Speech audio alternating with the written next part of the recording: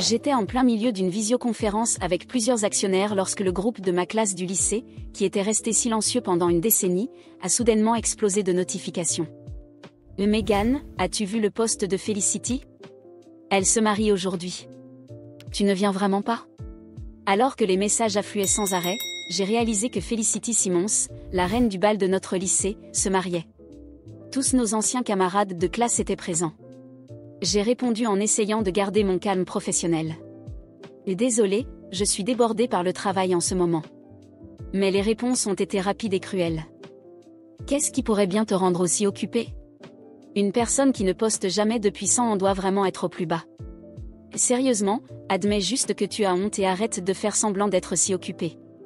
Felicity est alors intervenue. Tu te souviens de notre pari? J'ai toujours dit que j'épouserais quelqu'un de mieux que toi. J'ai répondu. Je ne me souviens pas immédiatement de ça. D'autres ont ajouté des provocations. Le mari de Felicity est le PDG d'une entreprise cotée en bourse. Ils ont même envoyé plus de 100 voitures de luxe pour la chercher aujourd'hui. On dirait que tu es préoccupé par la comparaison avec sa vie, alors tu fais semblant d'oublier. Peut-être que tu es tellement fauché que tu ne peux même pas te permettre un cadeau de mariage. Pourquoi ne pas lancer une collecte en ligne pour contribuer?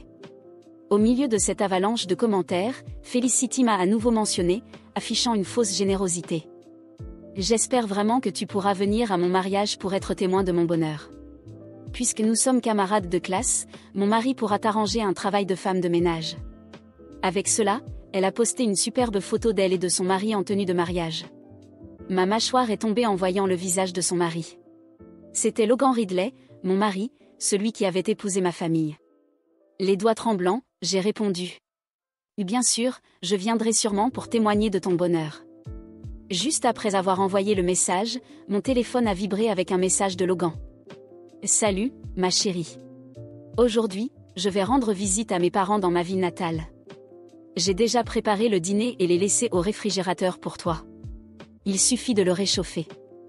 Je t'aime toujours. Logan avait emménagé chez moi il y a 3 ans, toujours aux petits soins et s'occupant de tout. Même lorsqu'il sortait, il n'oubliait jamais de prévoir ce dont j'avais besoin pour la journée. Ses attentions me touchaient autrefois, mais maintenant, tout cela me semblait absurde. Je mis fin à la visioconférence brutalement, pris la voiture et me rendis à l'adresse partagée par Felicity dans le groupe. À mon arrivée, j'aperçus une grande bannière rouge suspendue à l'entrée, souhaitant chaleureusement la bienvenue à Monsieur Ridley, président de All Grand Group, pour le mariage. Sous cette bannière se tenait Felicity, magnifique dans une robe de mariée blanche haute couture, impatiente de voir arriver son mari. Une foule d'anciens camarades l'entourait, débordante d'enthousiasme. Felicity, tu nous as bien caché ça. Nous ne savions pas que tu allais épouser le PDG de All Grand Group. Et sérieusement, Monsieur Ridley est un entrepreneur bien connu. Tu as décroché le gros lot, Felicity. Tu vas entrer dans la haute société. N'oublie pas les petites gens comme nous. Même notre professeur de lycée, Amanda Lann, était là, faisant l'éloge de Felicity. Felicity, dès la première fois que je t'ai vue, j'ai su que tu étais destinée au succès. C'est pour cela que je ne t'ai jamais grondé pour tes notes. Je savais que tu étais née pour être riche et que tu n'avais pas besoin de t'appuyer sur les résultats académiques. Alors que la foule la couvrait de compliments, Felicity affichait un sourire triomphant, les yeux scintillants de satisfaction. Logan, apparemment sans ambition, avait vécu avec moi pendant des années. Pour l'aider à gagner de l'expérience, je lui avais confié la plus petite entreprise que je possédais, All Grand Group. Je ne savais pas alors que ce serait ce capital qu'elle utiliserait maintenant pour briller. Quand je suis entrée, les camarades, qui l'encensaient un instant plus tôt, ont froncé les sourcils en me voyant, leur regard empreint de mépris. Un des acolytes de Felicity a remarqué la voiture derrière moi et s'est approché avec un sourire narquois. Megan, tu es vraiment incroyable.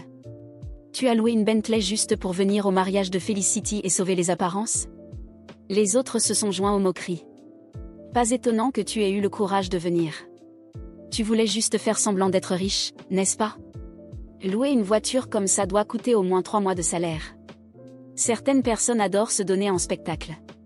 Gardant mon calme, j'ai répondu. En réalité, c'est ma voiture. Avant que je puisse organiser mes pensées, Felicity s'est plantée devant moi, furieuse. Elle a levé la main et m'a giflé violemment. Ta voiture? C'est clairement celle de mon mari. Je soupçonnais qu'il voyait quelqu'un d'autre, et maintenant je découvre que c'est toi, sale traînée. Comment oses-tu venir à mon mariage en conduisant la voiture de mon mari pour me narguer ? Les yeux de la foule se sont écarquillés de surprise et d'incrédulité. Felicity, cette voiture appartient vraiment à ton mari, s'exclama un camarade. Bien sûr que oui. Pourquoi mentirais-je ? Répondit Felicity, pleine de fierté. Elle sortit son téléphone et commença à montrer des photos d'elle et de Logan ensemble dans la voiture. Il y avait des images où ils étaient blottis l'un contre l'autre et d'autres où ils étaient assis sur le capot, semblant intimes. Les détails de l'intérieur et la plaque d'immatriculation étaient reconnaissables sans aucun doute. La foule resta bouche bée. Mon Dieu, c'est bien la voiture du mari de Felicity. Cela signifie que Megan est l'autre femme. Le visage de Felicity se déforma en une grimace de colère. Pas étonnant que tu sois restée si discrète toutes ces années. Tu jouais le rôle de la maîtresse tout ce temps. Les moqueries redoublèrent, avec des murmures et des regards accusateurs. Je pensais que Megan était une fille exemplaire. Maintenant, rien que d'y penser, ça me dégoûte. Apparemment, elle était désespérée de trouver un homme riche et s'est jetée à ses pieds. Même Amanda, la professeure, me regarda avec mépris. Et Megan, je t'en prie, ne dis jamais que tu as été mon élève. Je n'ai jamais enseigné à quelqu'un d'aussi immoral. Le chaos s'intensifia. Dans un accès de rage, j'ai arraché mon manteau de créateur et l'ai jeté à la poubelle. Je regardai Felicity, la voix ferme. Avant de faire des accusations, demande à Logan qui est la véritable maîtresse. Furieuse, Felicity saisit une clé et grava les mots « Maîtresse meurt » sur la carrosserie de ma voiture. Je restai impassible en observant la scène. J'espère que vous êtes prêts à assumer les conséquences. Je suis resté là quelques minutes de plus, observant Felicity entourée par ses camarades. Ils riaient, se vantaient et échangeaient des regards de supériorité, complètement inconscients de ce qui les attendait. Chaque insulte, chaque petit ricanement était comme du carburant alimentant la fureur qui bouillonnait en moi. Ils avaient fait une grave erreur, ils s'étaient attaqués à la mauvaise personne. J'ai pris une profonde inspiration, sentant le goût de la vengeance sur le bout de ma langue. Cette fois, j'allais savourer chaque instant. Quand je suis revenu à ma voiture détruite, je n'ai pas prêté attention aux vitres brisées ou aux rayures sur la carrosserie.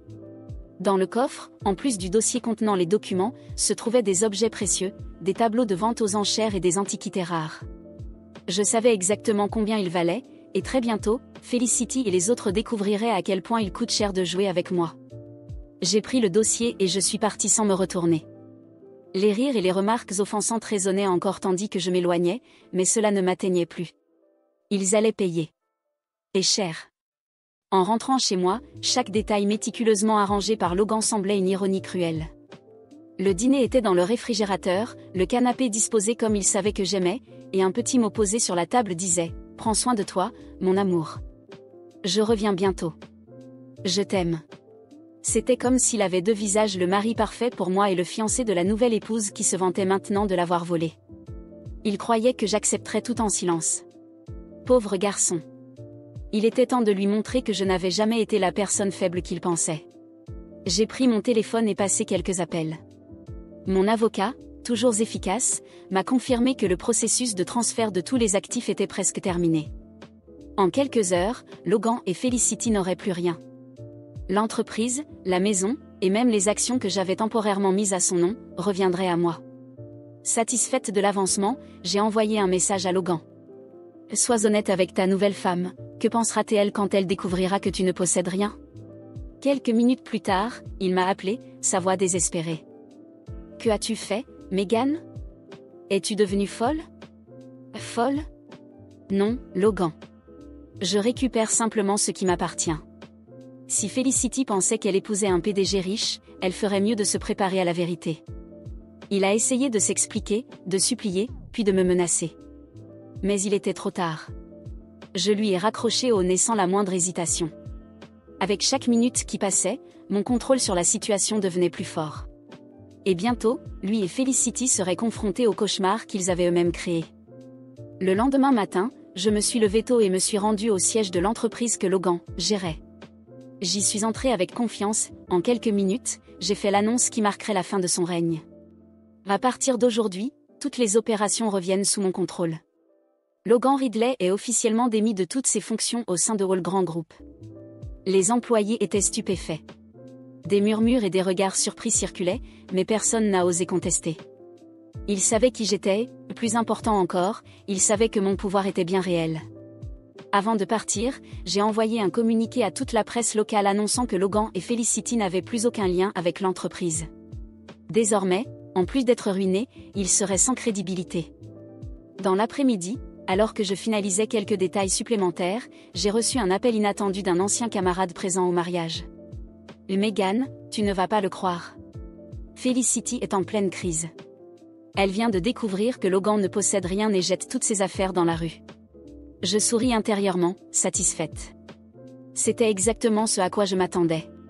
Felicity, la femme qui croyait avoir tout gagné, réalisait maintenant que son mariage n'était qu'un mensonge. J'ai décidé d'y aller pour assister au spectacle. À mon arrivée chez eux, la scène était encore meilleure que je ne l'avais imaginé.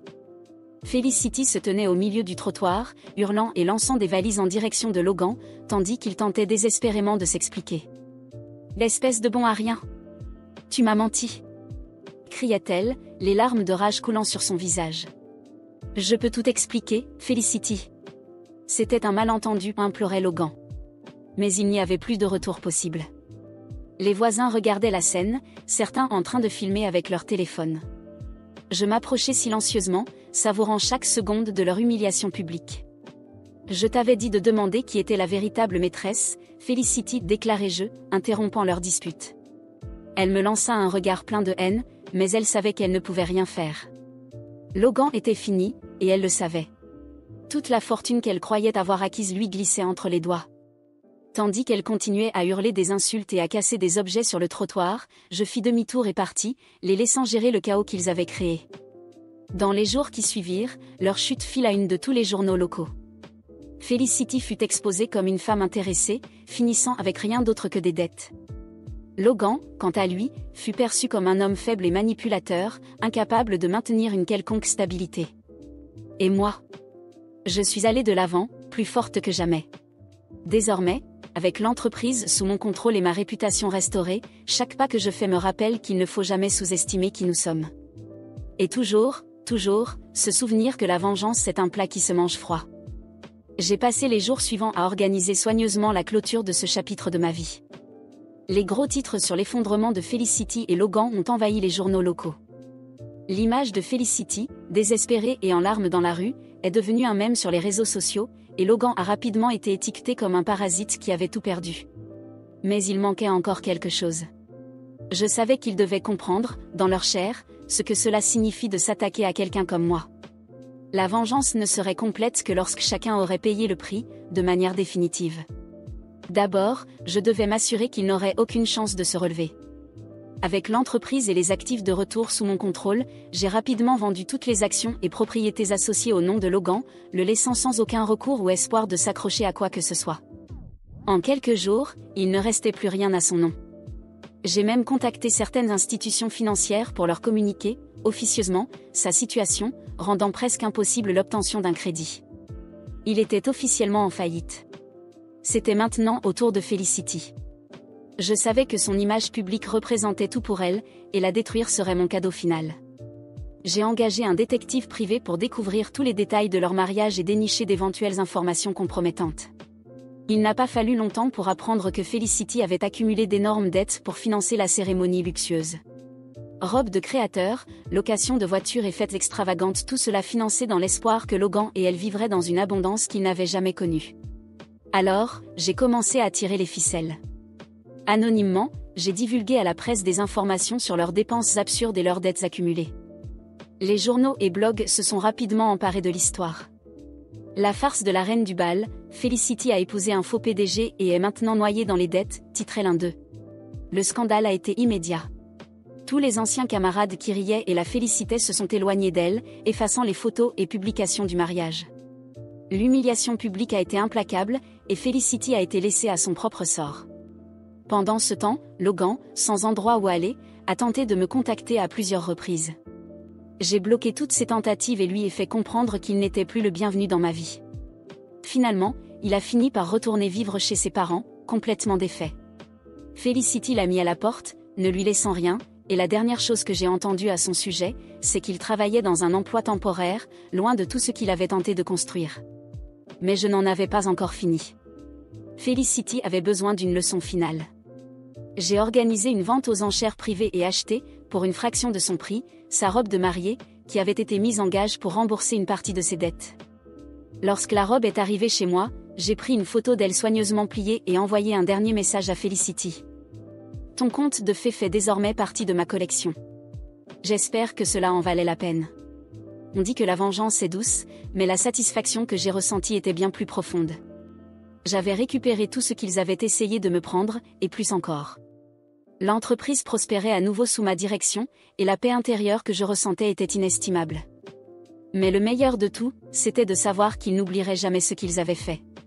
Chaque fois que Felicity ou Logan penseraient à ce qu'ils avaient eu et perdu, ils se rappelleraient qu'ils avaient croisé la mauvaise personne. Avec tout enfin en ordre, j'ai décidé de refermer ce chapitre pour de bon. J'ai vendu la maison où Logan avait vécu avec moi et acheté un nouvel appartement au centre-ville moderne, spacieux et entièrement à moi. Le passé n'avait plus de place dans ma nouvelle vie. Désormais, chaque pas que je fais est accompagné de la certitude que plus jamais je ne laisserai quelqu'un me sous-estimer.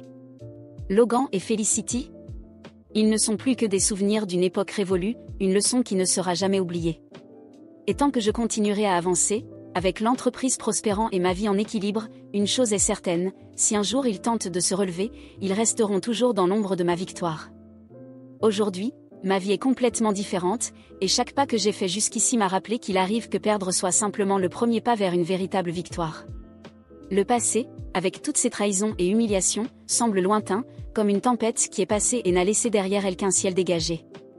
Je ne regarde plus en arrière avec colère, seulement avec satisfaction. Cet épisode m'a appris une leçon précieuse, ne jamais laisser personne définir ma valeur et toujours garder le contrôle de mes propres victoires. L'entreprise, sous ma direction, non seulement s'est redressée mais a prospéré. Ces dernières années, j'ai ouvert de nouvelles filiales, conclu des partenariats internationaux et étendu nos activités vers des marchés que Logan n'aurait jamais pu imaginer. Aujourd'hui, All Grand Group est l'une des entreprises les plus reconnues dans le secteur, et je suis célébrée non seulement comme une femme d'affaires accomplie, mais aussi comme quelqu'un qui s'est relevé en plein chaos. Chaque succès est un rappel que le pouvoir ne réside jamais dans les mains de ceux qui tentent de vous enlever quelque chose, mais dans la manière dont vous répondez à ces tentatives. Avec le temps, j'ai acquis ma liberté dans tous les sens du terme. J'ai emménagé dans un appartement spacieux et moderne au centre-ville, avec vue sur l'horizon. J'ai veillé à créer un espace entièrement à moi, sans vestige du passé, seulement tourné vers un avenir brillant que j'ai construit de mes propres mains. Chaque détail de cet endroit reflète ce que je suis devenue forte, indépendante et déterminée. Mon dressing abrite désormais non seulement les vêtements dont j'avais toujours rêvé, mais aussi la robe de mariage de Felicity, conservée comme une relique personnelle. Une preuve, non pas de haine, mais de victoire. Et Logan et Felicity? Ils sont devenus des ombres de ce qu'ils étaient autrefois. Logan, d'après ce que j'ai entendu, est piégé dans un cycle sans fin d'emploi temporaire, incapable de trouver une stabilité financière. Felicity, quant à elle, a sombré dans l'oubli, vivant d'apparence et tentant désespérément de préserver le peu de dignité qui lui reste. De temps à autre, un ancien camarade évoque, avec un brin de commérage, comment elle essaie de reconstruire sa vie, mais rien de ce qu'elle fait n'aura jamais l'éclat qu'elle pensait posséder autrefois. Moi, en revanche, j'ai véritablement avancé. J'ai voyagé à travers le monde, rencontré des personnes formidables et bâti un réseau de contacts qui m'a ouvert encore plus de portes. J'ai aussi appris à prendre soin de moi de façon que je négligeais auparavant en pratiquant le yoga, la méditation, et en investissant dans la thérapie. Cela n'a jamais été à propos d'eux. Cela a toujours été à propos de moi. De ma capacité à transformer chaque coup en une opportunité de croissance. Récemment, j'ai été invitée à donner des conférences sur le dépassement de soi et le leadership. C'est amusant de penser que les gens veulent maintenant entendre mon histoire, non pas pour le drame, mais pour l'inspiration. Je parle de résilience, et du fait qu'il ne faut jamais laisser des défaites temporaires définir qui nous sommes. Et bien que je ne mentionne jamais de nom, ceux qui connaissent l'histoire savent que j'ai transformé ce qui aurait pu être ma chute en tremplin vers une vie meilleure. De temps en temps, je reçois encore des messages anonymes de numéros inconnus, probablement de Logan ou Felicity, tentant de se reconnecter. Ils restent sans réponse. Il n'y a plus rien qu'ils puissent dire ou faire pour changer ce qui a été fait. Le passé est enterré, et je suis bien trop occupée à vivre pleinement le présent pour m'en soucier. Aujourd'hui, je suis heureuse. Pas parce que j'ai dû détruire quelqu'un pour y parvenir, mais parce que j'ai enfin compris que mon bonheur n'a jamais dépendu de personne d'autre que moi-même. La liberté que je ressens est absolue, et savoir que Logan et Felicity vivent dans l'écho des choix qu'ils ont faits m'apporte une immense paix intérieure. Alors, si vous me demandez comment je vais aujourd'hui, la réponse est simple, mieux que jamais. Chaque succès que je remporte est une preuve que je suis plus forte que n'importe quel obstacle que la vie pourrait mettre sur mon chemin. Et le meilleur dans tout cela ? Savoir que, quoi qu'il arrive, ma victoire sera toujours plus grande que toute défaite qu'ils auraient pu planifier pour moi.